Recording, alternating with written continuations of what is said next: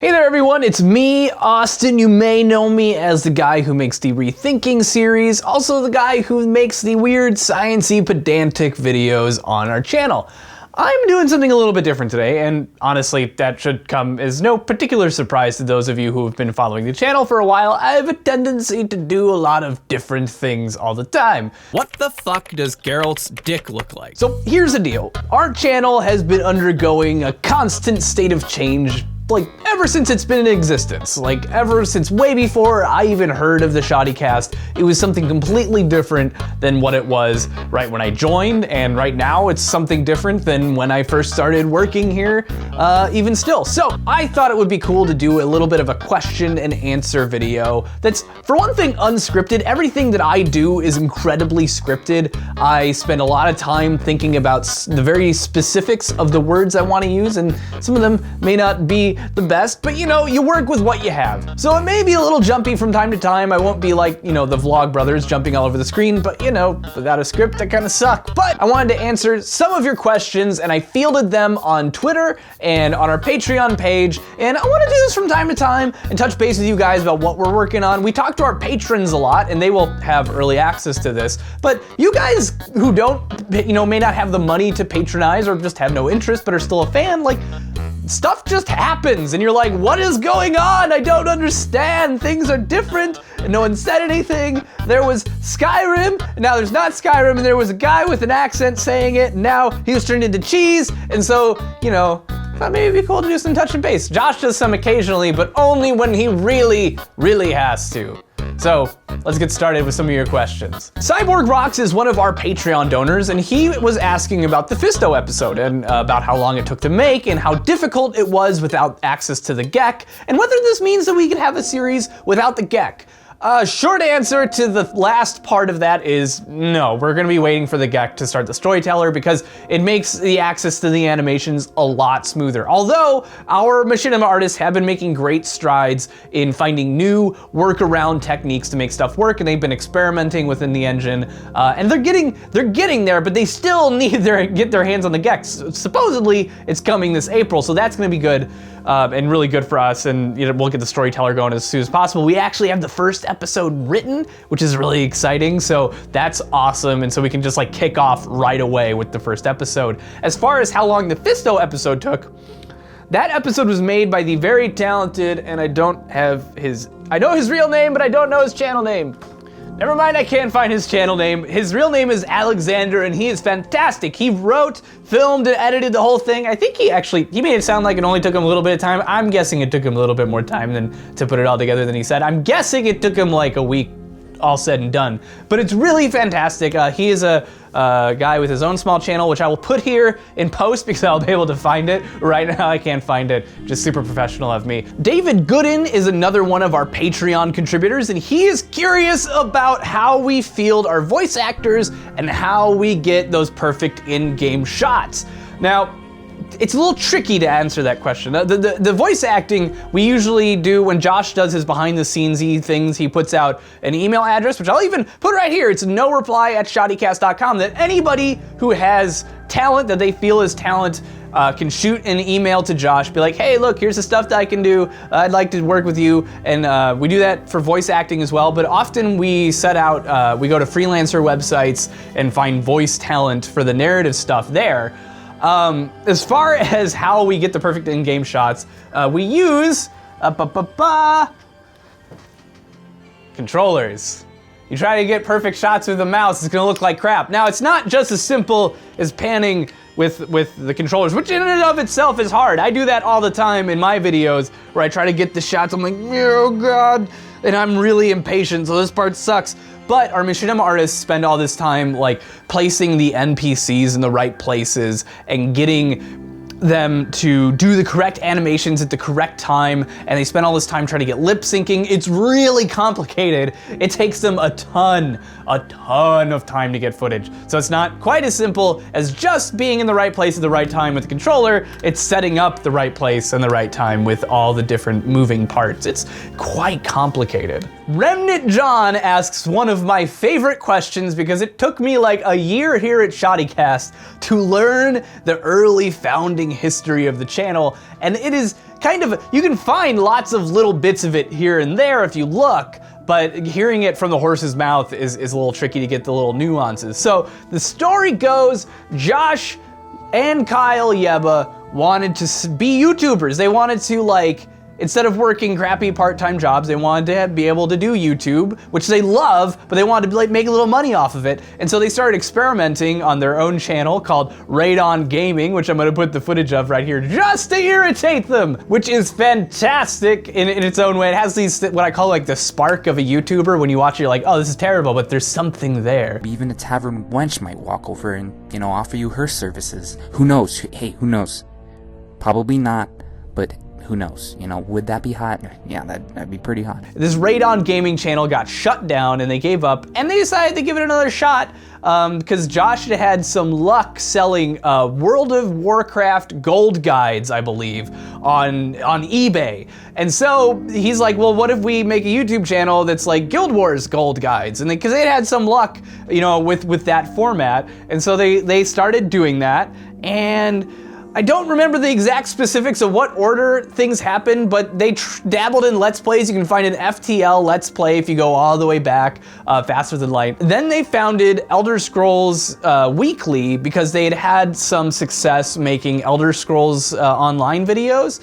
And so that took off. That's kind of people think it was the Elder Scrolls lore that really launched them into success, and it really depends upon how you measure success. If you measure like, what are they known for? Like what do you think of as ShoddyCast? You might think, yeah, the Elder Scrolls lore series really put them on the map because, you know, of all the lore content we've done. But what really got them pushed that direction was Elder Scrolls Weekly, which was their podcast covering the development of Elder Scrolls, which was with the model that we followed for our somewhat less successful Galaxy News Network show. And from there, Josh, I think, just wanted to tell the story of Elder Scrolls because he's a huge freaking storytelling nerd, and it did really well, and so they did more of those and eventually did Fallout, and the rest, most of you probably know of as history that you're familiar with. Most of you came here for the storyteller in one way or another. Some of you came here for GNN, some thin amount of you came here for me, which is awesome. That's pretty cool. So yeah, that's the early history, abridged.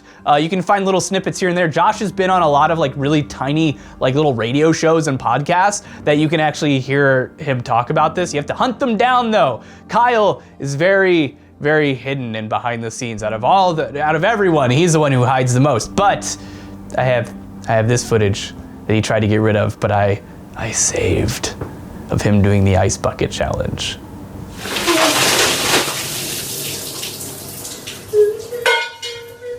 Josh, if you don't do it, I'm gonna do it to you while you're sleeping. Batis Heimpf from Twitter asked me the question I kind of actually like to answer, which is my what is my favorite Bethesda game?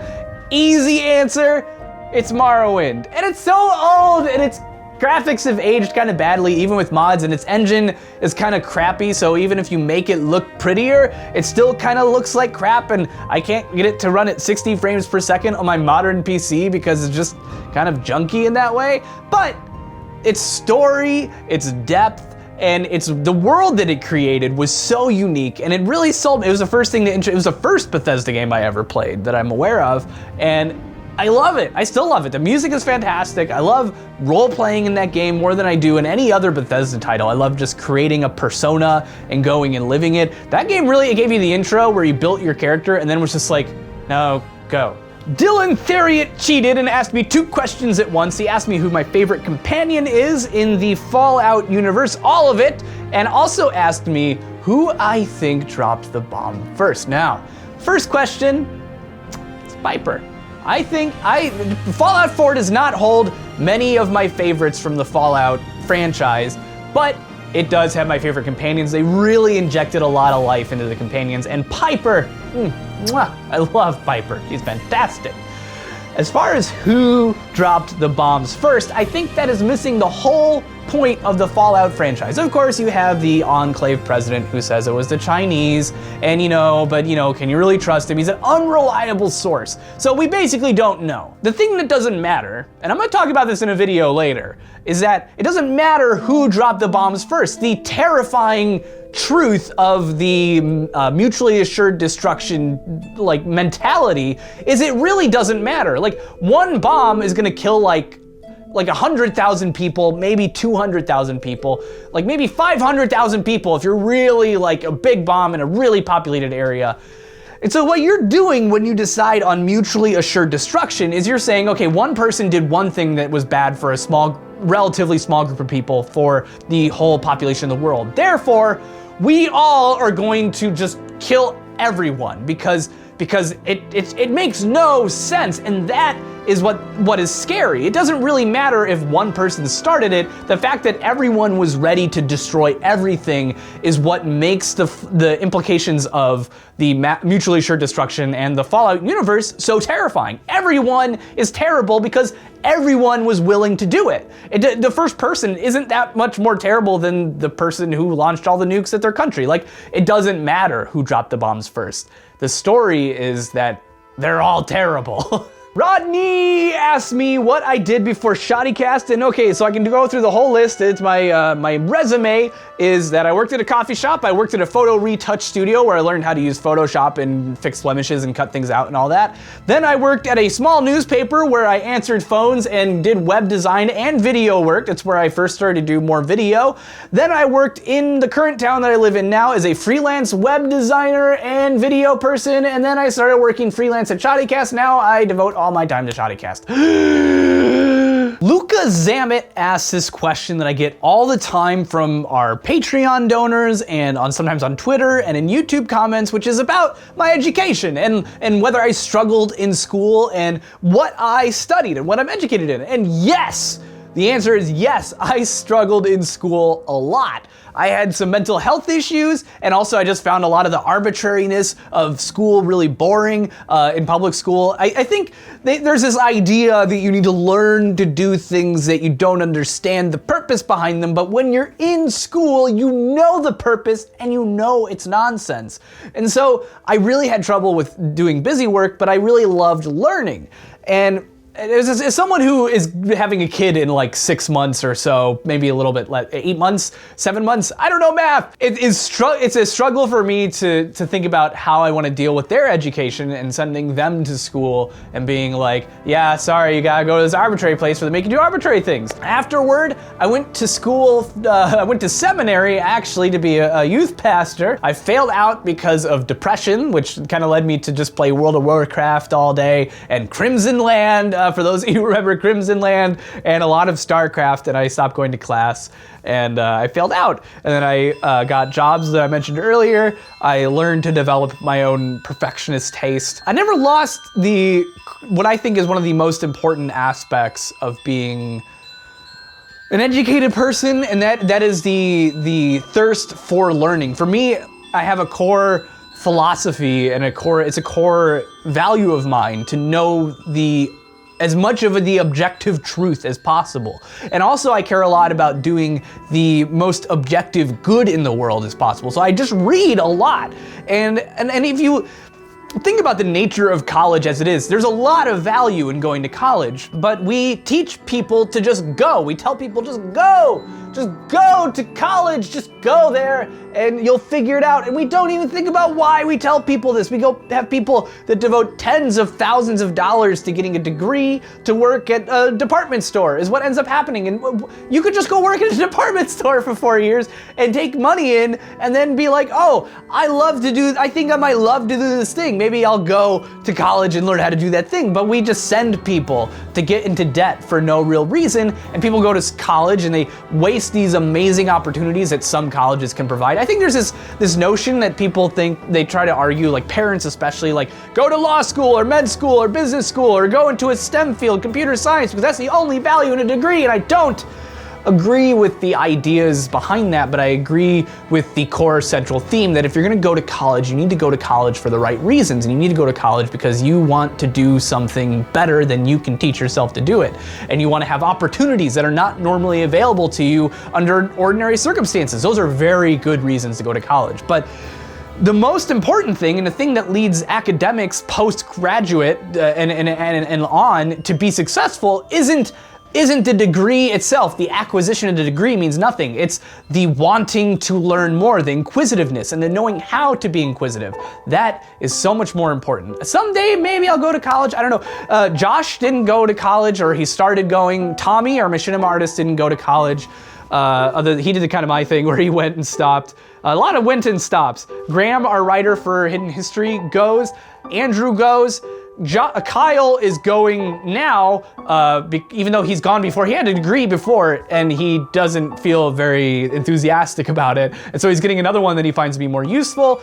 Ben is the smartest one among us. He's another machinima artist of ours, and he is going into a computer science field. He will be probably moving on past us someday. He'll probably be our biggest patron. He'll be like, I'm buying shares in the ShoddyCast. It's my ShoddyCast now. So, yeah. So that's my education. Steven Winters asked our final question for the day, and he asked what game I would like to do a series on or do videos on that I couldn't. Now, here's a little behind the scenes-y thing. When I first started doing my own videos on the channel, I talked to Josh, and he talked to me, and we were like, man, we do a lot of Fallout and a lot of Skyrim. Wouldn't it be cool if someday we could talk about something other than Bethesda games? And still, Bethesda games tend to be our most popular, but if you've noticed, our other videos on other stuff are starting to become more popular because my Rethinking series was specifically designed to talk about Fallout, but bring in other tangential topics to kind of get people acclimated to the idea that we want to talk about other things, and we want you to be here to talk about them with us too. So we've actually had a lot more success than we have in the past talking about other game franchises. That being said, I would love to do a video series on the original Thief games, the first two, Thief: The Dark Project and Thief 2: The Metal Age, which are some games that really go deep down into my soul and nuzzle in there. And I have a lot of love for those games. I think they did a really amazing job telling stories early on. Their cinematics, I looked at them the other day, they're still beautiful. They're gorgeous, from the 90s. And I think they did a lot right in that series that we have not, that we don't see a lot of anymore. It's even in sneaky games. They got sneaking like perfect in the 90s, and games still struggle with doing stealth. I don't understand it.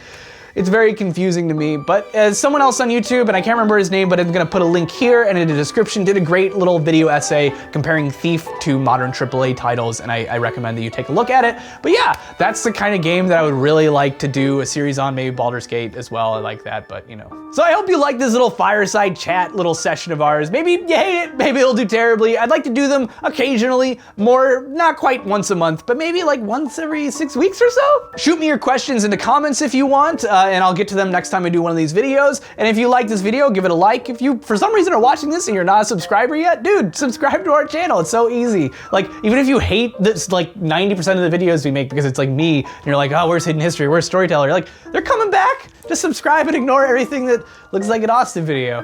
That's about it. I'll see you next time. I have a video coming out on Monday, and I'll see you then.